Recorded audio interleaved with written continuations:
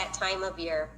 All right, so Andy's here. All right, what I missed, I just Nothing, you were just a chair, and I commented that you were a chair. And then you showed up with your coffee.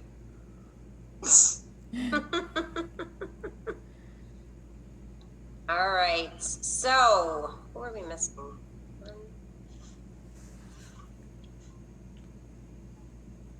Brittany? Brittany. Allie's here. So Okay. there are 12 slots for competencies for you guys to submit.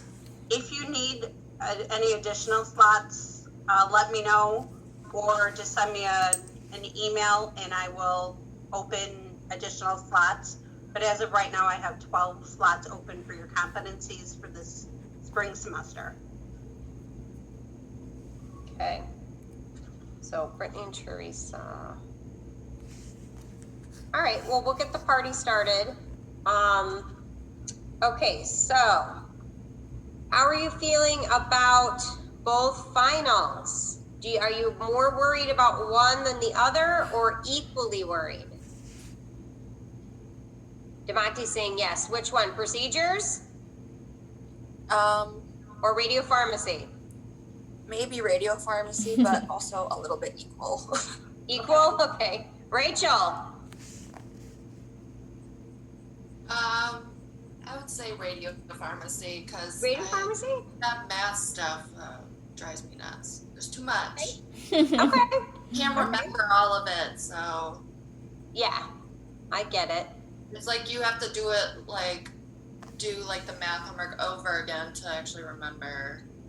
Isn't that true? Like you do it once, you guys do it well, and I look at you're writing it out all correctly, but then you get to the test and it's like, shoot, like I saw you guys do that. You wrote it out, but you just forget which one is this? How do I do this? And you just, it's true. Repetition is the key to learning. So it's like, seems silly. Like the math book is so good because you can just go back, do it again. And then eventually it'll just be like, I got this. But it's not something you can do once and then just, I got that, move on. I agree. Okay, so we've got 2 for radio pharmacy. Chris, which one are you more worried about? actually procedures, because I can review them a million times, and the moment it's in front of me, I'm like, are you supposed to be on PO? Are they supposed to be on some other medication? Should they stop it? How long should they stop it for? And that mess, It's true. I totally agree. Like, I'll give you a question that it's like, I know all of you know there's no NPO component to it, but just having that as a multiple choice answer, you start questioning, wait a minute, is it an NPO? Wait, unless it's a bone scan, I don't think I'd get you on that one, but the rest of them, yeah, you start thinking, wait, no, that does sound like a contraindication. Yes, I agree. Just having those choices there can mess you up sometimes. And I know many times you'll be in clinical and you're like, well, wait, I did have a bone scan was NPO. And it's for an additional test that they're having. And you're like, oh my God, there was one. Maybe they should be NPO. Like, so I understand because you start thinking in a clinical aspect and you're like, wait, there was that one patient that I did last week. And you don't remember that they had a CAT scan or they were pre-op for surgery. So that's why they were NPO. So I totally understand you guys. Yep. Francesca, where are you at? Radio pharmacy. Equal? Radio pharmacy. Radio pharmacy. Radio pharmacy. Okay. All right. So we're kind of even so far. Allie, which one are you more worried about? I think radio pharmacy. There's just so much that we covered. There is a lot of material. Andy, which one? Radio pharmacy for sure. Radio pharmacy. Wow. Okay. I'm actually surprised.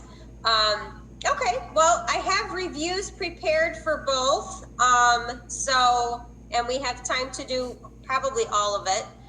So I'll switch it up then. I was planning to start with procedures, but let's start since everybody is, more of you are concerned with radio pharmacy. We'll still do the procedures review. Okay, before we start, actually, I wanted to tell you, Diane and I discussed your final on when we met last in class, and we've decided a couple people wanted a day off of clinical to study. That's just not going to happen. But what we can do is we're going to give you Tuesday to study. That is your assignment for Tuesday. You will study. Thursday, you will come into class and you will take both finals. I like your eyes, Rachel. You're going to do both on Thursday. Now remember, we've thought this through. Don't worry. We're going to start with the procedures final. If you need a little break in between, then you'll take the radiopharmacy final. It does Just appear. So Yeah. much of it goes hand in hand. It does. It's You so know? interconnected that it's really probably the way to do it this year for you guys, for your own benefit. Give you a day, Tuesday, take the day, study. Because what is it? It's a radiopharmaceutical. Okay, what exam is it associated with? What's the energy? What's the half-life? How is it produced? They're all connected. You have to know it. Okay? Also, for finals, now your exams are very detailed. And I'm not going to tell you there's no details in your final. That's just not a good thing to say. But it is more big picture. What are the placards for the Department of Transportation? Know that. We kind of went through the radiopharmacy. Those were really good reviews for you guys to know. What are the signs? What are the limits for those signs? What are the radiopharmaceuticals? What are the doses, half-lives, energies? A good way to study for radiopharmacy, to be honest with you, is to, and sometimes I assign it, but a good way to study is to make a chart. List all the radionuclides we've discussed, the ones you use for QC, the ones we discussed for PET in both classes, and then put down the radiopharmaceutical name, the method of production, the energy, the half-life, and the procedure and dose, so like just a basic Excel spreadsheet, put all those down and just go through them. Do I know the half-life for nitrogen? If we used it for a cardiac, that could be one. Rubidium, 82, things like that. So it's a good way to study for radiopharmacy. You can add a category for method of localization. It's kind of all in there. And then a last column could be anything with procedures that you want to remember. If it's a thyroid blocker or whatever it is, a little note. That's the perfect way to study for radiopharmacy. For procedures, a good way to do it is to actually use your blue book and make a little sheet, just like when you open up to any procedure in there. The name of the exam, the indications, contraindications, patient prep, the dose, and all those other categories, and see if you can fill them in. I bet you can fill in a lot more than you know. So, bone scan versus gallium scan. What's the difference? Radiopharmaceutical dose, obviously, but the imaging to injection, the injection to imaging time will be different. Things like that. That's really the best way. Open the book up, and every procedure we covered, go through it like that. If you understand it, can you recognize the image? Another good thing to do is to pull up the images from the PowerPoints of the ones we've covered. So it is a lot, but it kind of comes down to the basic quality control in radiopharmacy. We talked about that over and over and over, the quality control. The Moly eluate, when the eluate comes off the Moly generator, what's the quality control we do? That kind of thing, okay? So let's start with, Diane and I also prepared a couple things for you guys to review on your own that we'll post after today's session, okay? And then as soon as you've completed it, we'll give you the answer key. But please do not just quickly fill it out and say, I don't care, I'm just gonna look at the answers. Don't do that. Take it as there's like a multiple choice practice test we put together for you. So take it as a real test, answer the questions, and then as soon as you got that done, we'll give you the answer key so you can correct your own work, okay? But don't just, memorize the answers. It doesn't work that way. It's not a good way to study. Okay? All right, so And let's you can start. use that also with studying. Take the test again. You know, if you missed a ton of them, take it again on Tuesday and see what you remember after, you know, making your flashcards, making your spreadsheets, stuff like that. Yes. That's another good thing, these And then old-fashioned flashcards. keep those flashcard spreadsheets for the summer and keep reviewing them, because once we get to the summer and we, you know, wrap everything up, it's going to be helpful that you guys just pull this out and are like, all right, let me quickly run through the pharmaceuticals again. Make sure I got them. It'll help you for when you sit for the board. Yep. All right, so what you guys need now, you need a pencil, a calculator, and a piece of paper. Pencil, calculator, and piece of paper. Okay, so we're starting with radiopharmacy instead. So hold on one second for my side. Let me grab something, hold on.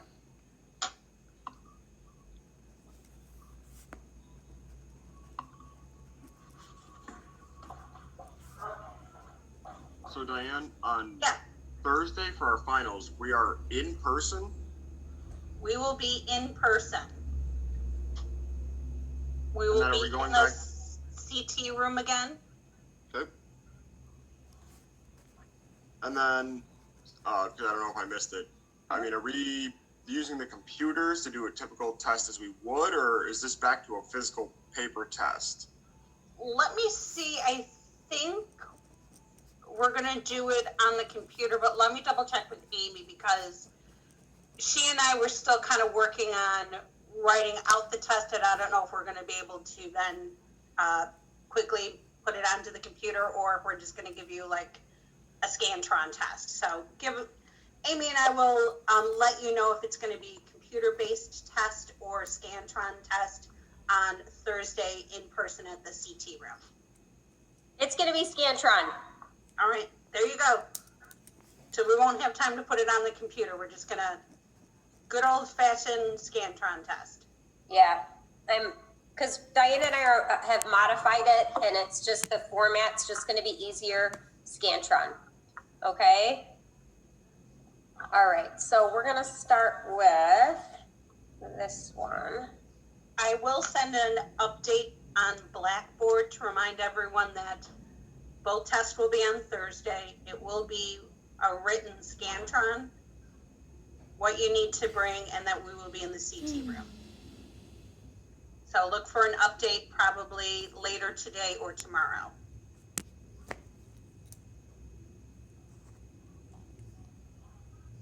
Okay.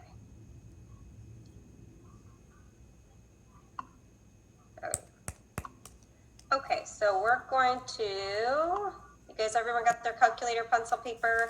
All right, I'm gonna share my screen. I'm gonna do this one first. And then, hold on. All right. All right, so this is, we're starting with radiopharmacy. There's three kind of short sections. There's a general radiopharmacy review. There's a method of production review and a math review, just for Rachel. Okay? So what's going to happen here is there's three short little quizzes, basically. The first one has, I think, I don't know, 12 or 13, 12 questions. So we're going to go through the 12. You guys will all write down your 12 answers separately, and then we'll check our answers. Okay? So you're just going to write them on your paper. Ready? All right, let's get the party started. Name the two methods of for production of Molly. There's two ways we can produce Molly. What are they?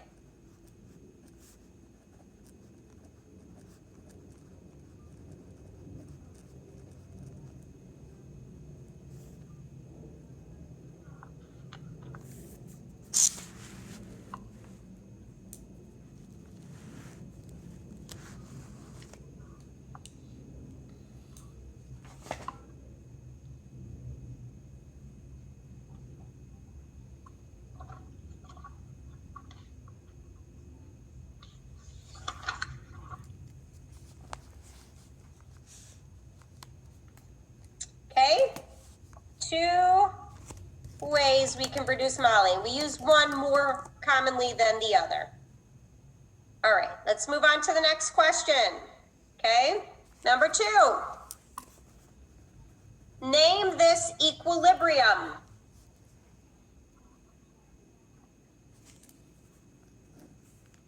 We talked about equilibrium in generator systems. There's 2 main types of equilibrium. Which one might this be? What's the name of it? So these are kind of just short answer, okay? It shouldn't take too much writing.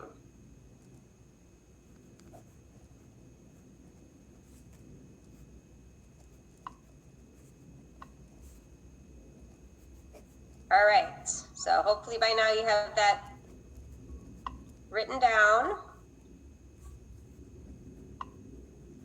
Number 3, name a property of an ideal diagnostic radiopharmaceutical. You had an assignment of, actually we reviewed this many times. What are the properties of ideal diagnostic radiopharmaceuticals?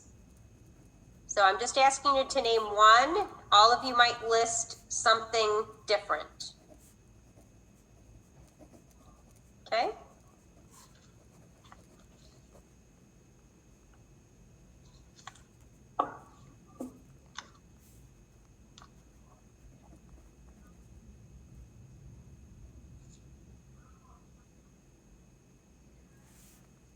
Okay.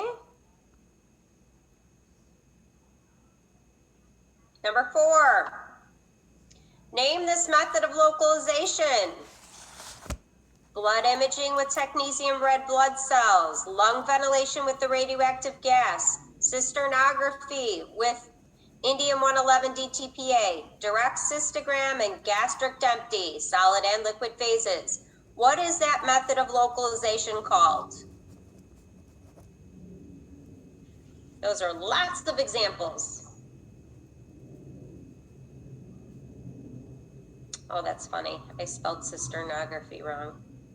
See, even we get tired. We're with you.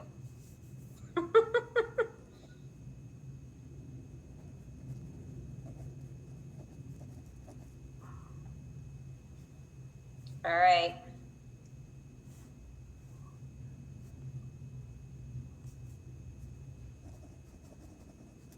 All right, number 5. This is a radiopharmaceutical additive that maintains the integrity of a radiopharmaceutical preparation. What's that called? Something that maintains the integrity of a radiopharmaceutical preparation is called what? One word.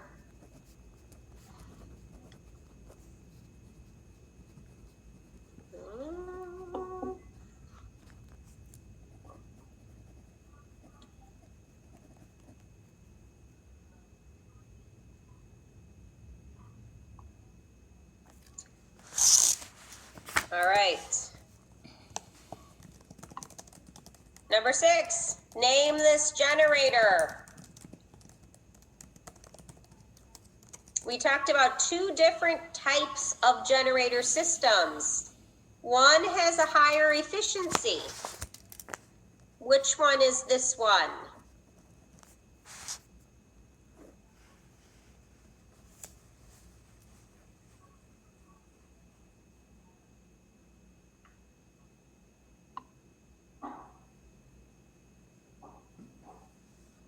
Okay, you should have this one by now. Number 7, this component of a generator allows the column to be washed with a sterile saline. This component of a generator allows the column to be washed with a sterile saline.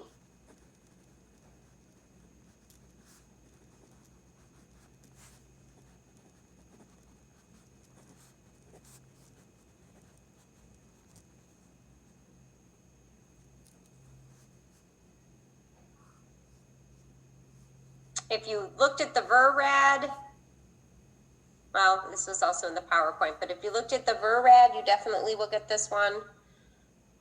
It's kind of more common sense. All right. Number 8. When the technetium comes off the generator, it is in a +7 valence state. We need a blank to bring it to a +4 state. What do we need?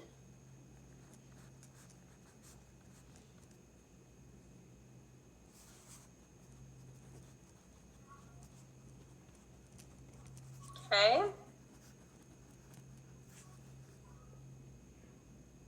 All right. So it's something that's put into those preparations to change that state, make it more reactive. Name the radiopharmaceutical that we can use with the technetium that comes right off the generator. Name the radiopharmaceutical that we can use the technetium in the +7 state. Very different from the last question. There's a particular radiopharmaceutical that we do not need to alter the valence state, that +7 state. We can use it and prepare this radiopharmaceutical. Okay, it's not technetium. It's a radiopharmaceutical prepared with technetium. There's one in particular that we can use that +7 state. Okay, that's what I'm asking.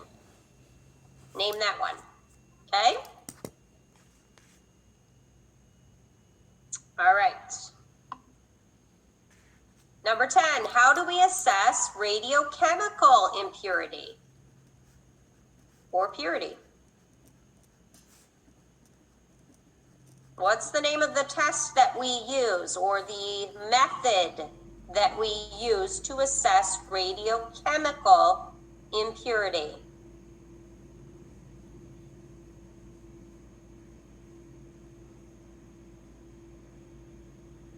We have radionuclidic, radiochemical, and chemical purities that we look at.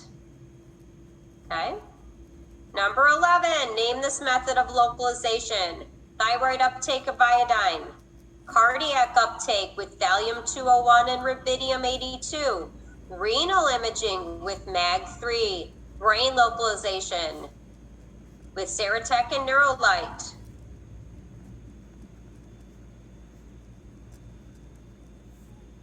What is that called?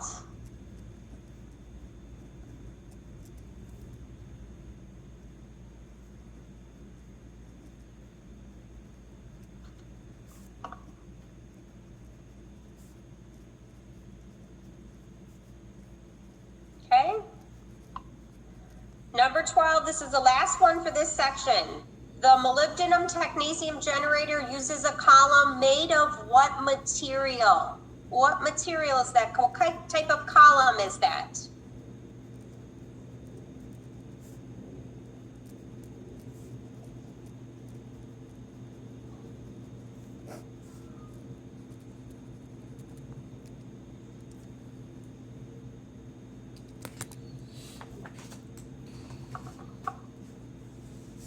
Okay.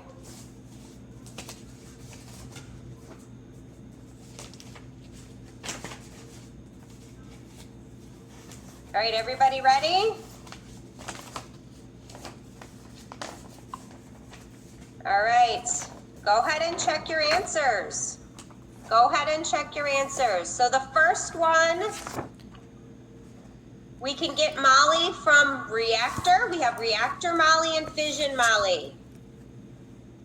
Reactor moly and fission moly. So if you wrote fission and reactor, those are good answers.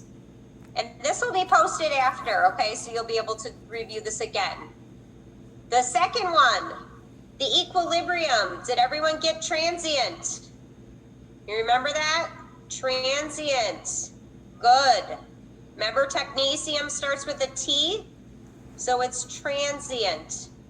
Okay? Transient is where the parent is roughly 10 times greater than the daughter. Okay? Number 3. Hopefully you said that those, for the diagnostic qualities of a radiopharmaceutical, pure gamma emitter, short biological and physical half-life, therefore a short effective half-life, high target to non-target ratio, minimal radiation dose to the patient and the technologist, inexpensive and readily available. Did everyone get one of those? Do you remember those? Very similar for our therapeutics, right? Our therapeutics, the only difference is we want that half-life to be a little bit longer, and we want to use a higher energy, like a beta, you know? Other than that, you should have had one of those. Number 4, what one was that? Blood imaging with technetium red blood cells, lung vent with radioactive gas, a sternogram with indium DTPA, direct cystogram, gastric empty. Those are all compartmental localization. Did you guys get that? Compartmental. That's a method of localization. Okay? All right. The next one was the additive that maintains the integrity of a radiopharmaceutical preparation. Those are called stabilizers. Can you guys think of one stabilizer that we use to maintain the integrity of the preparation, allowing us to use it for a longer time period? Methylene blue. You got it, methylene blue, absolutely, with those brain scans. The Ceratec, good job. All right, number 6 was naming the generator system. Did you guys get this one? So it was wet or dry.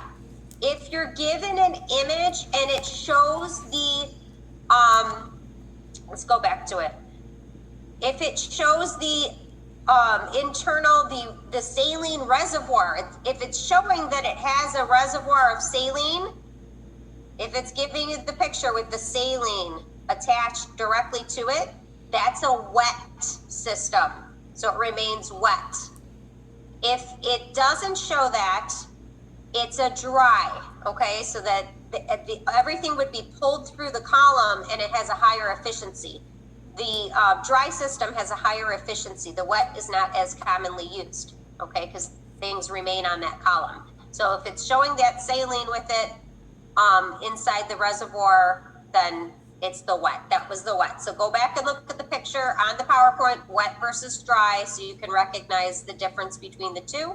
We more commonly would use a dry for its higher efficiency. All right, excellent. All right, let's go to the next one.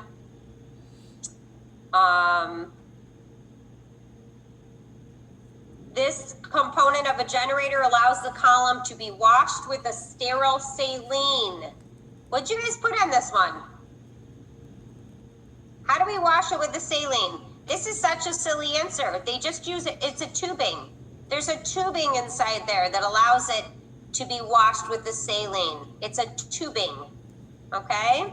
So that's kind of a common sense one, just to kind of show you sometimes board questions are like that, and it's not like, what is that called? There's nothing really. They just want to know, do you know that there's a tube that actually is connected, and that's how they wash it with the saline. To elute it, you have to have the saline on there to elute it. All right. When the technetium comes off the generator, it's in a +7 state. We need a what? What'd you guys put for this? Reducing agent. Reducing agent is correct. A reducing agent to bring it to a +4 state. Okay. That +7 is very non-reactive. So if we want to make it reactive, we need to add a reducing agent. So that's what many of your presentations for radiopharmacy included, that there's a reducing agent in the vial, in the lyophilized vial. Very good. Name the radiopharmaceutical we can use with the technetium that comes right off the generator. So in that +7 state, which one is that, guys? It's your favorite. It's the one I say when you don't know, guess it. Right? Technetium sulfur colloid. Right? Is that what you guys put? Did anyone get it? All the other ones, you have to have the reducing agent in. Now, sulfur colloid requires boiling and all kinds of other stuff, right? but that's what I was looking for there. All right. How do we assess radiochemical impurity? What'd you guys put for your answer there? Chromatography. Excellent answer. It's exactly what I was looking for. Chromatography. What kind? Doesn't matter. The concept is chromatography. Okay, to separate those species, and we can see which, how much hydrolyzed reduced we have, how much free protectate, how much properly tagged material do we have. Okay, excellent. All right, name this method of localization. What was this one? I mean, you should have gotten to the first and second and gone, okay, I know what this is. What is that one called? Active transport. Active transport, okay? Using those pathways, creating things as analogs so that they act just like these things, okay? That's called active transport. All right, number 12 is the molybdenum technetium generator uses a column made of what material? You should have alumina or aluminum oxide. Aluminum oxide or alumina. That's what it is. So it's an alumina column for the Molytech generator. Okay, those are main concepts. Let's go ahead and do the next part. Ready for your next one? All right, here we go. And like I said, this will be posted afterwards. It looks like I pulled up a different one, but that's fine. All right. So this is on methods of production. So we all know generators, reactors, and cyclotrons. What's another name for a cyclotron? Accelerator. There you go. And the only difference is the amount of space it requires. Accelerator requires a lot more space. Okay, here we go. Number 1. This is an apparatus that produces heat from nuclear fission reactions to produce power or electricity. What is it?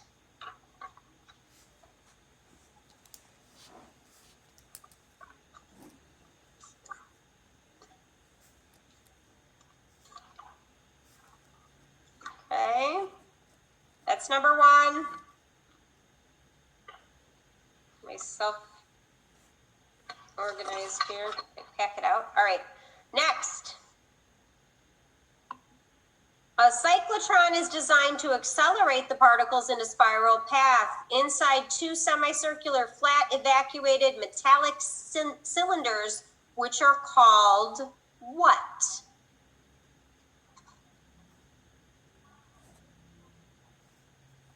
Okay. One word, fill in the blank. Next. This is a self-contained system housing a parent-daughter mixture in equilibrium. It's designed to produce the daughter for some purpose, usually separate from the parent. What would this one be called? We're talking method of production here. Okay, it's a description of one of those. All right. Hopefully you got that one. Generators should be eluted with what? For the most part.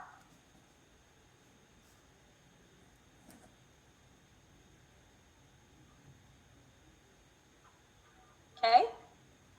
Next. Name this component of a nuclear reactor. The function is to control or regulate the speed of a nuclear reaction by absorbing neutrons. Slides up and down in between the fuel assemblies. And it can be made of boron or cadmium. The key is that first part there.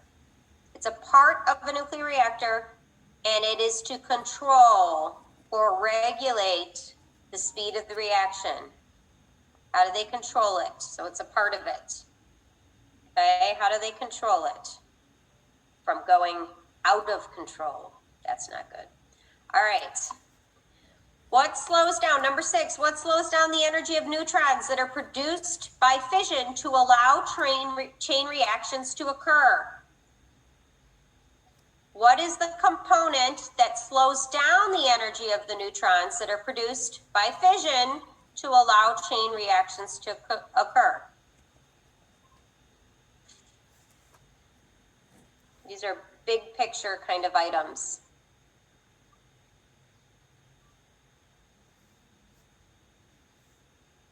Okay, it's number 6, and it's one word. Number 7, what instruments can determine radionuclide impurities in technetium pertechnetate eluate?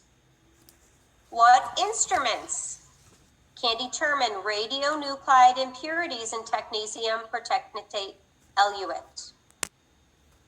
And the word and key is instruments, so there are 2. Okay, there are 2.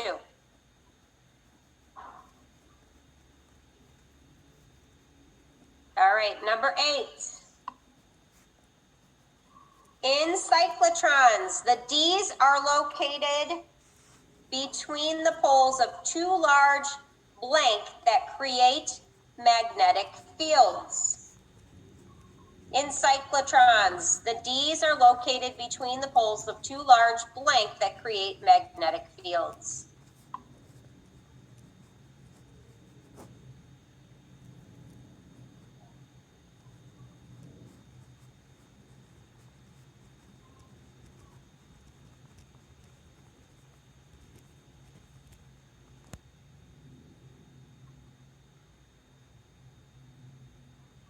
Okay, next, number 9. What is the Molly breakthrough limit? Write it down.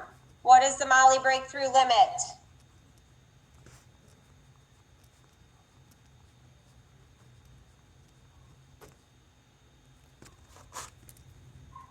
This is something that you should be able to write down and know, because when you get to a multiple choice exam, it's going to be, I don't want to say trying to trick you, but they'll be very close answers, but there's only one correct answer. So make sure you know it, okay? All right, next. This is the last one. There's only 10 on this one. Some consider cyclotrons more beneficial than linear accelerators because cyclotrons are what?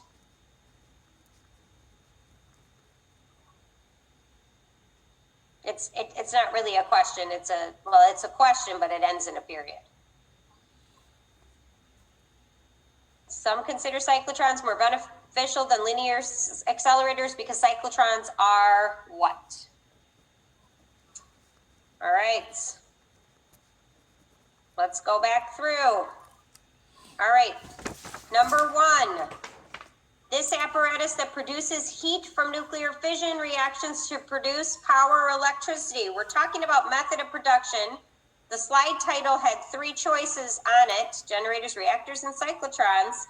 Which one of those 3 would this description fit? Reactor. Reactor, yeah. So nuclear reactor is correct. The second one, a cyclotron is designed to accelerate the particles in a spiral path inside 2 semicircular flat evacuated metallic cylinders called Ds. D-E-E-S. They're called Ds. What are Ds? They're part of a cyclotron. Okay? So that's maybe a term they might expect you to know. Ds.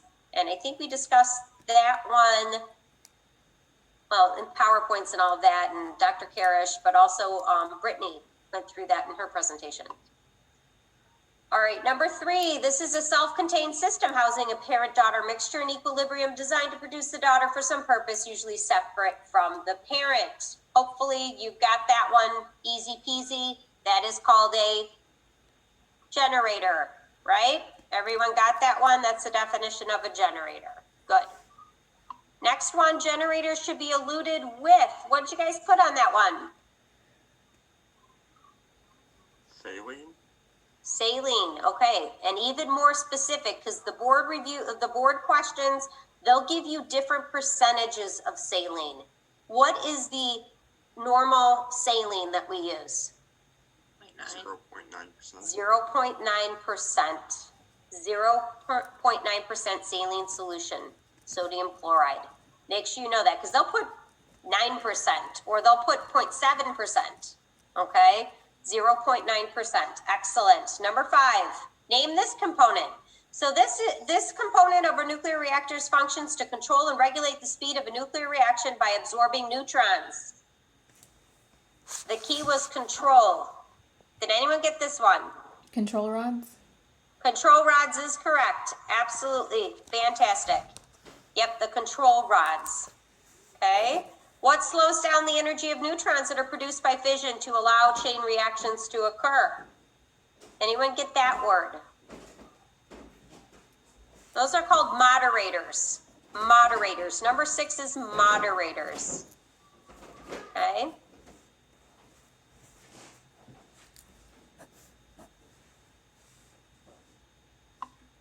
Number 7, what instruments can determine radionuclide impurities in technetium protectate eluate?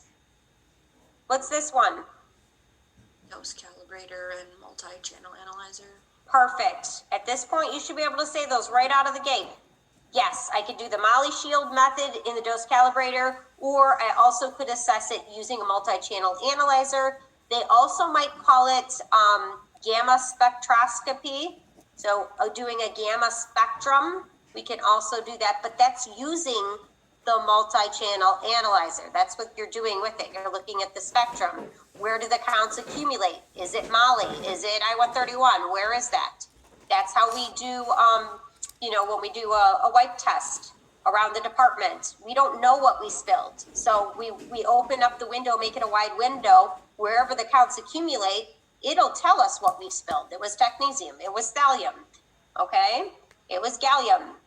All right. In cyclotrons, the Ds are located between the poles of 2 large blank that create magnetic fields. Magnets. Magnets, yeah. So don't overthink these. These are just basic concepts. Electromagnets. Electromagnets are correct. Magnets, fine. Get the concept. What is the Molly breakthrough limit? Who's got it? 0.15 microcuries of Molly per millicurie of tech at time of administration. Rah! You got it. Perfect. Spot on, Allie. Good. 0.15 microcuries of Molly per millicurie of tech at time of injection or administration. Fabulous. You know that, you got it. They can't fool you. Stick to what you know and don't be fooled by any alter of that. They might say, at time of assay or something. No, at time of administration. Some consider cyclotrons more beneficial than linear accelerators because cyclotrons are, I started out of the gate with this, reminding you of this just today. What was it?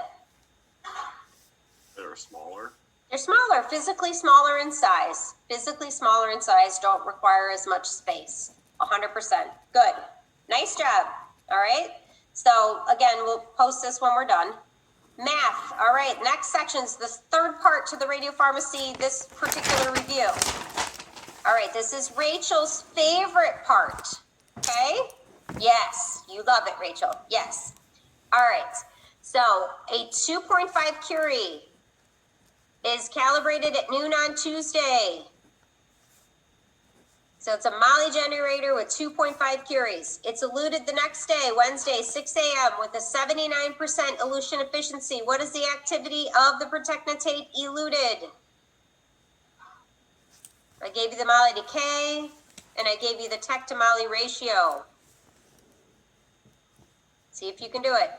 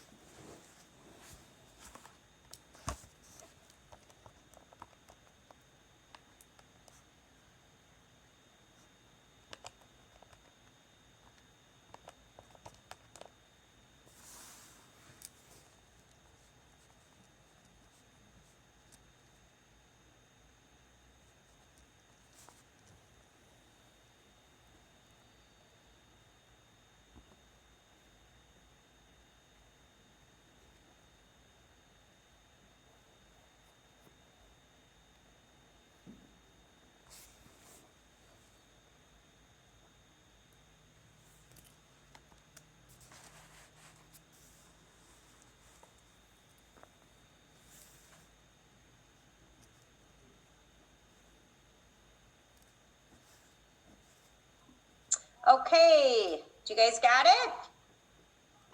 You think you got it? Rachel, you feeling good? No? No, I don't remember any of the formulas. It's hard. Okay. I need to review it. Okay, so if you don't remember something, look at what the problem gave you to try to figure it out, okay? So when we have elution efficiency, remember, if I just gave you elution efficiency, just kind of common sense would say, okay, well, technically, if we had 2.5 curies, we know that some of it's going to decay, right, by the next day. So there's going to be a little loss there. And then some of it is due to, we can't get 100% off this generator. So they're telling us it's only 79% efficient. So again, we're going to have a loss there. Okay. So there's going to be some sort of multiplication on the efficiency end and on the decay end to figure out how much we're actually going to get. Okay. And then we have the Molly-Tech ratio that plays into factor 2, because remember, if you remember the Molly, most of it's going to be there because it has a long life. Anybody, this isn't just Rachel. Molly half-life. Anyone? Bueller?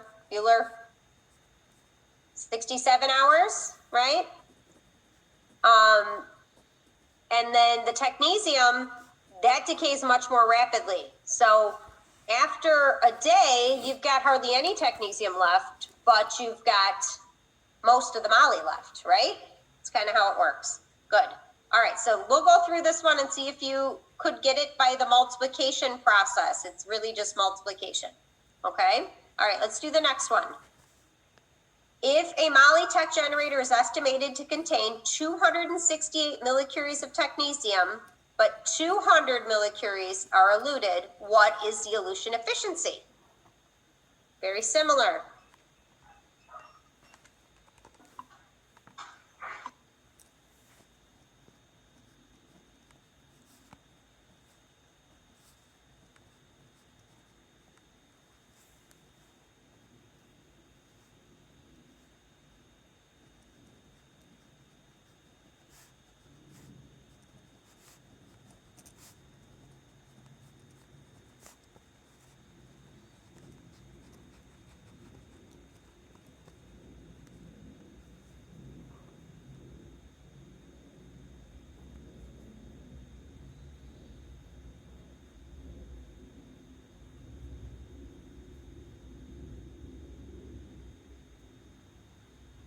That one should be kind of a quick one, right?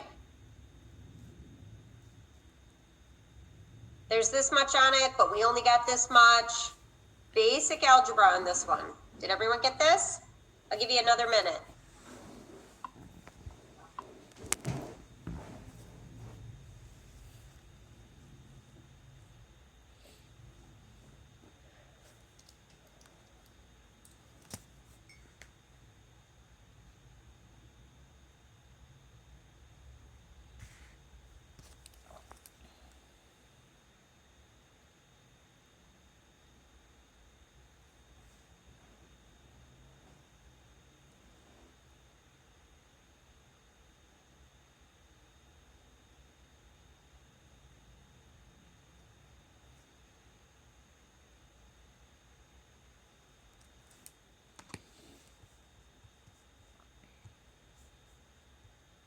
Okay, so let's go to number 3. Number 3. If a 3 Curie Molly-Tech generator is estimated to contain 299 millicuries of technetium, but 187 millicuries are eluted, what's the elution efficiency of the generator? Try that one. Similar.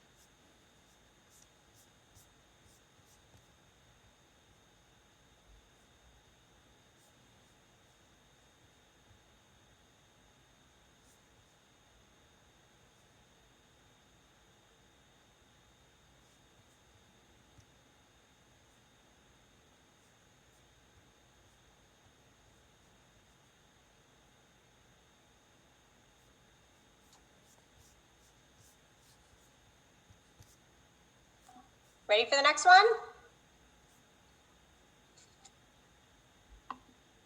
If a vial of generator eluate contains 237 millicuries of technetium, how many microcuries of moly is it permitted to contain?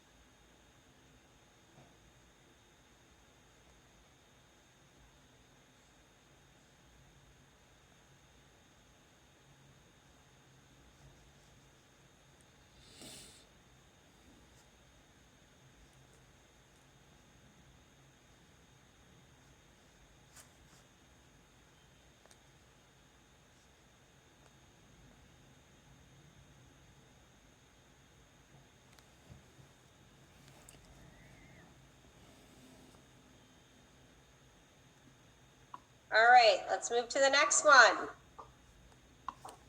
Number 5, if a vial of generator eluate contains 727 millicuries of technetium and 93 microcuries of moly, can it be used for patients? Number 5.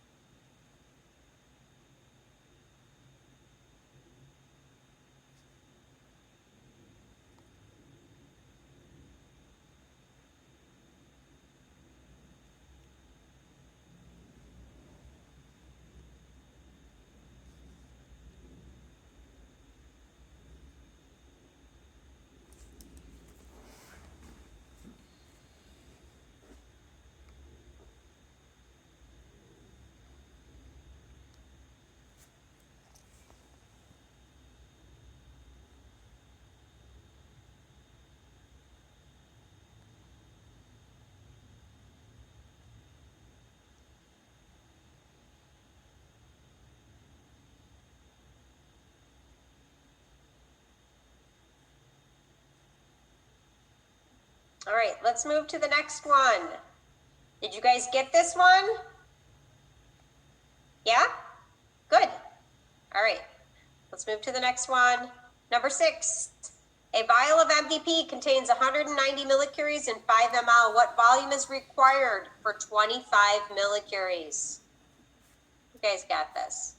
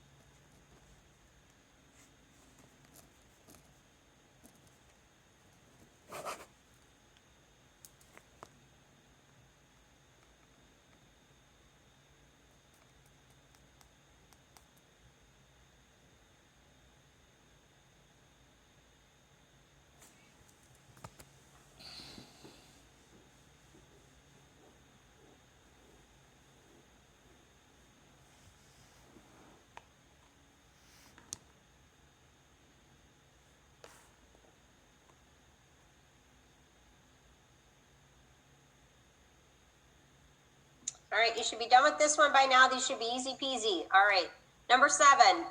There are 6 microcuries of Moly 99 and 130 millicuries of technetium generator eluate.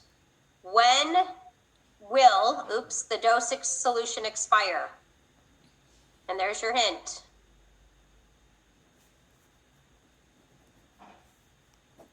It's that darn one with that darn natural log. So when will it expire?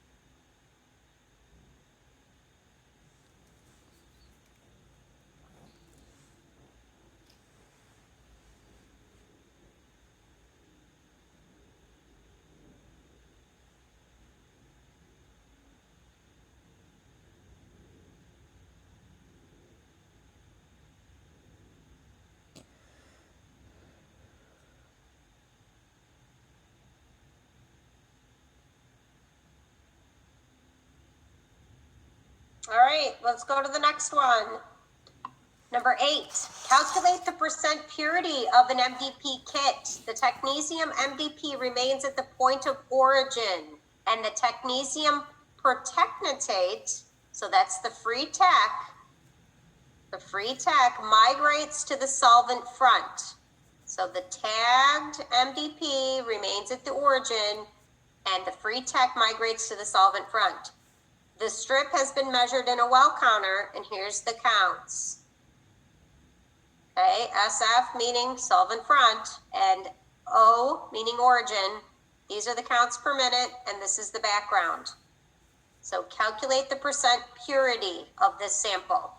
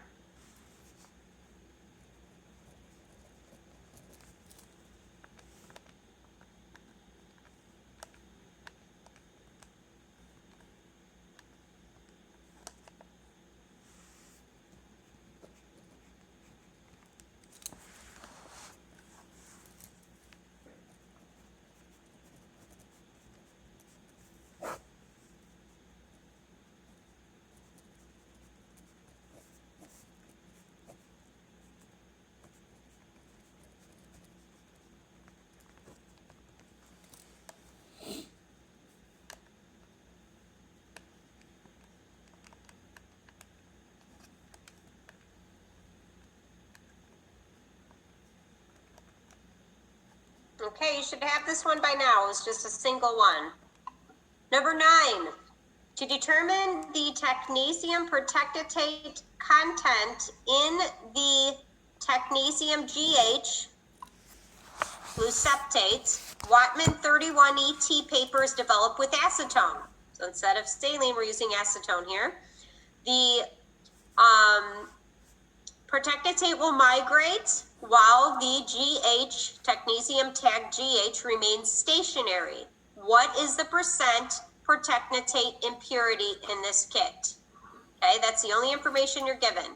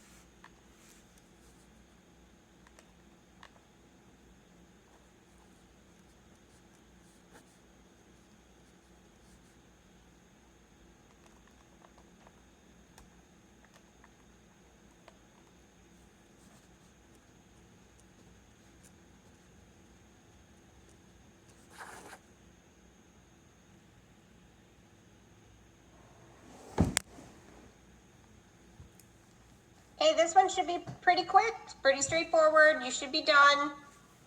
There's no background or anything given, so you really can't do any part of that, all right? Number 10, if 380 millicuries of technetium are present on the column of a Moly Tech generator, and after elution, 345 millicuries of technetium are assayed in the elution vial, what is the elution efficiency of the generator? Got a couple of these already, so it should be kind of quick.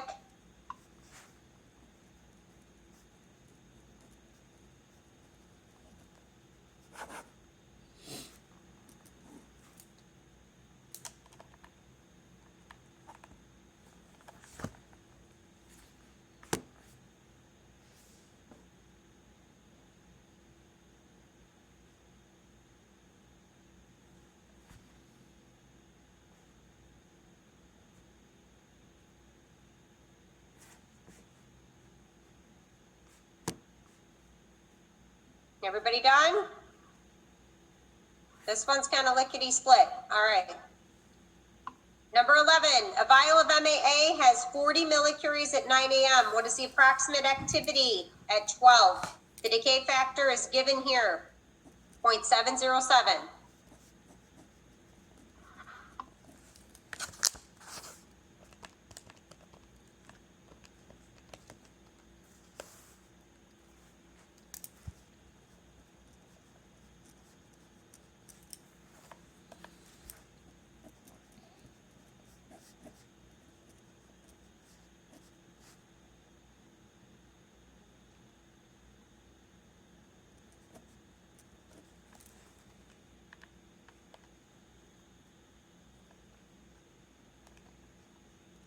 This should have been 2 seconds. This is a typical quick board question. They give you the information you need and you do a quick multiplication. This should have been straightforward and done.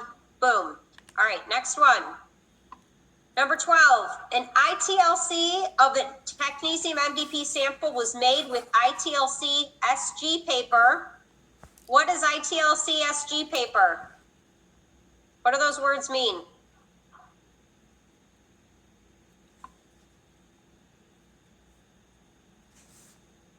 ITLC-SG, instant thin layer chromatography silica gel paper.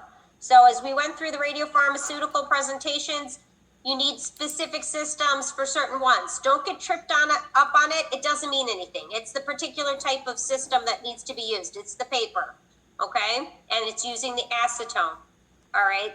So the stationary phase is the paper and the acetone is the mobile phase. All right, go ahead. The strip was cut in the middle. The activity in the solvent front portion was 35,000 CPMs. In the origin portion, 34,000 CPMs. Calculate the percent impurity. Oh, hold on. No, solvent front was 35. I've got an extra 0. Use the numbers down at the bottom. 3,500 is solvent front. Origin is 34,000. You could tell right off the bat if that were true, we got a big problem. Okay. So use the numbers down here. Solvent front is 3,500 and origin is 34,000. Gotta correct that slide.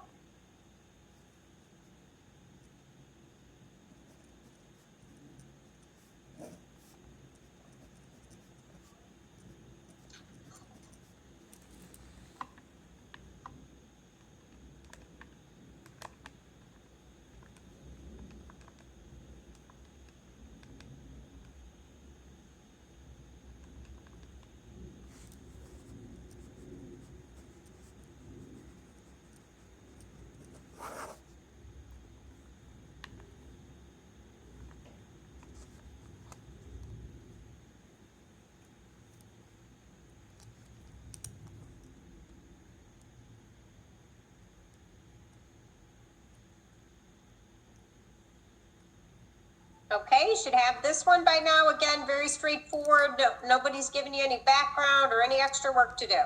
Just so you get the concept. Number 13, what is the percent yield? What is the percent yield? So we're using the same question. We asked for the impurity here, and now we're asking for the yield, which is also known as the purity. Okay, so number 13 was just the purity. 12 was the impurity, 13 was the purity. If you know one, you know the other, right? Should be easy. Quick subtraction problem.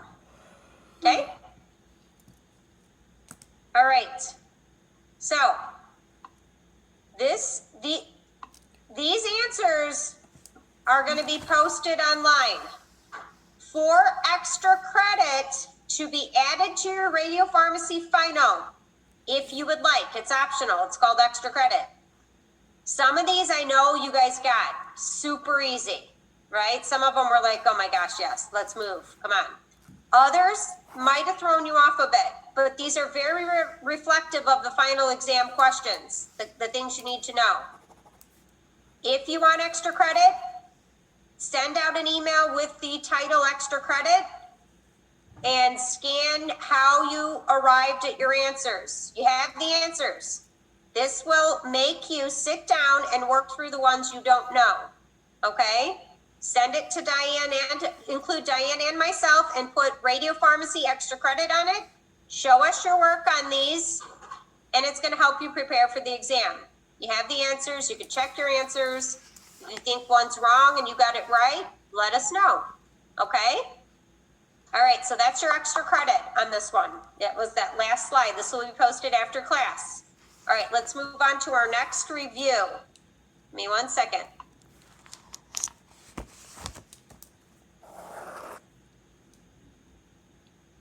When did you want us to turn that in, the extra credit?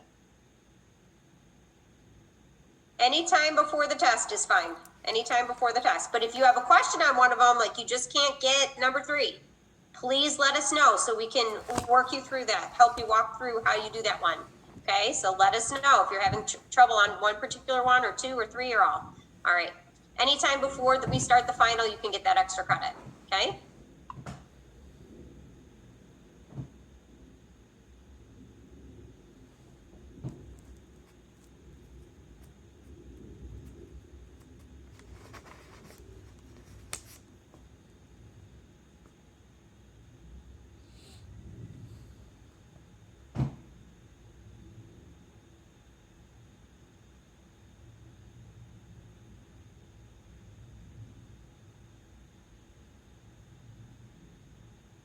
All right, so I snuck this one in here. This is a quick one. This is a quick monoclonal antibody review. All right, so you need a piece of paper again, but it's going to be quick. All right, so the monoclonal antibodies are the ones that have the antibody-antigen reaction or binding as their method of localization. Okay, and so we only have a handful that I want you to know right now. All right. So you're going to name the monoclonal antibody, which was the name of this radiopharmaceutical. All right, first one, it's a MOAB that recognizes prostate-specific membrane glycoprotein that is expressed by prostate epithelial cells. It's the MOAB that recognizes prostate-specific membrane glycoprotein that is expressed by prostate epithelial cells. So I posted a PowerPoint, kind of the short and sweet. Hello, this is monoclonal antibodies. These are the ones you need to know. This is the prostate cancer one that was on there. What's the name of it? Okay. Next. Did you guys get it? Got it? Capromab pentatide. It's indium-111. It's Prostasint. That is the monoclonal antibody exam that we use. For as far as procedures goes, do you guys remember this one? We would administer Prostasint. Most likely this patient, number 1, has had their prostate removed. They've been diagnosed with prostate cancer and they've had their prostate removed and now their PSA levels are rising. So they come in. They probably have had a bone scan or they might even have the bone scan the same day. Have the bone scan in the morning, 7 a.m., inject them for a bone scan. They come back at 10 a.m., we scan them head to toe, we make sure we don't need any more images, and then we can inject this into them. Oftentimes, that's how they do this one, okay? Then we inject them slowly with this indium-111 Prostasint, 5 millicuries, and they come back usually 4 days later. Takes a while. Put them on our camera. We'll put on the medium energy collimators. This is indium. And we also might do, when they come back, besides doing the standard Prostasint scan, we actually might do just a mini version of a tagged red blood cell study. So we might give them a little bit of PYP and about 5 millicuries of protecnetate, just like we would do a in vivo MUGA or GI bleed. And this will look at the red, the blood pool down by where we're looking in the prostate area.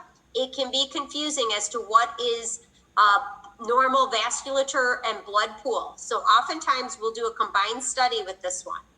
Okay, so we do that. We inject them with a little PYP, wait 15 minutes, inject them with 5 millicuries of protecnetate, put them on the camera, and we'll actually have dual windows set, one for indium, one for technetium, so we can make sure what is actually prostate cancer, if there is any spread, and what is in that same area blood pool, normal blood pool activity.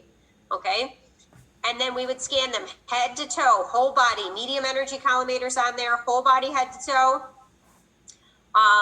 And then we do close-up statics, especially of the pelvic area. And then we probably would even do SPECT pelvis, maybe even abdomen as well on the SPECT. And again, it's usually 4 days later, allowing this to circulate and accumulate in the tumor area. Okay, so that's our Capromab pentatide, Indium-111 prostacent. All right, next, what is the MOAB that recognizes the CD20 antigen on non-Hodgkin's lymphoma? So this is the MOAB, monoclonal antibody for non-Hodgkin's lymphoma. You had a presentation on this one. This was Chris's topic, and then Heba did the radiopharmaceutical presentation on this one. Okay, so you should have this one. Everyone got it? Think you know it? Zevalin? Did you guys get it? Zevalin, Y90, Ibritumumab, Tiotuxin. We also used to use, I went through Bexar, Tocilizumab, okay? But the one I wanted you to know is Zevalin because Bexar was taken off your board exam. So Zevalin is the one I wanted you to know. All right, next, what is the Murine-Momab fragment? Murine-Momab fragment. It's a fragment. So the other ones, they can be whole or fragments. For the detection of the presence, location, and extent of metastatic colorectal cancer. Write it down. And usually, I know this was in the short and sweet monoclonal antibody PowerPoints. If it's a whole fragment, it's going to be something that's longer lived